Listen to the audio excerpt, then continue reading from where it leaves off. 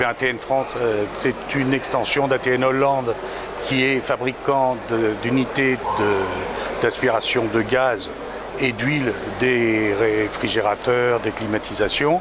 C'est le travail de base. ATN France a été créé pour commercialiser tous ces produits et avoir une extension en D3E et en unités de frigo et dans d'autres domaines, mais qui sont beaucoup plus des niches. Par ce biais, ATN France, la première année a été comme toute première année correcte, mais sans plus. Par contre, l'année suivante, on a doublé le chiffre d'affaires. Et ce chiffre d'affaires, on vient de le tripler à notre troisième exercice, ce qui est quand même pas trop mal.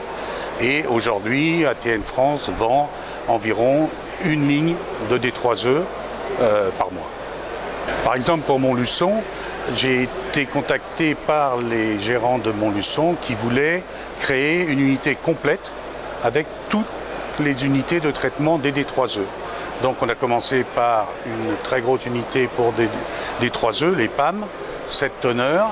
Ensuite on a traité les gemmes hors froid, 3 tonneurs. Et on est parti sur le traitement des tubes cathodiques, CRT, dans un but à atteindre de 65 000 tonnes par an. Il y a eu d'autres beaucoup plus petites installations.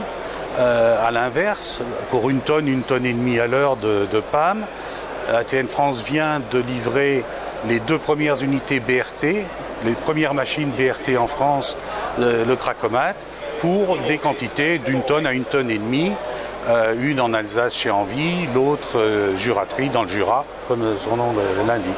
Voilà, donc ATN peut répondre du petit besoin au très gros besoin. Et l'avantage, c'est que par les connaissances que j'ai dans le métier, eh bien, je suis appelé, je suis contacté pour les études de ces lignes. Et pour cela, je suis soutenu par Gerd Limput, qui est le patron d'ATN Hollande, dans tout ce qui est recherche, développement et établissement des lignes.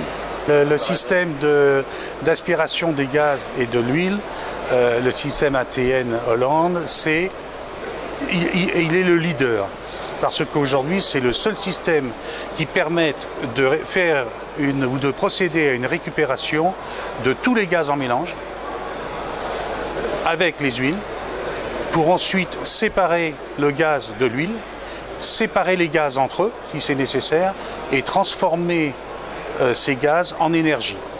Donc on est les seuls à le faire, à faire le cycle de récupération et de valorisation du gaz, ce qui est normalement interdit puisque le gaz ça ne se revend pas, de A à Z.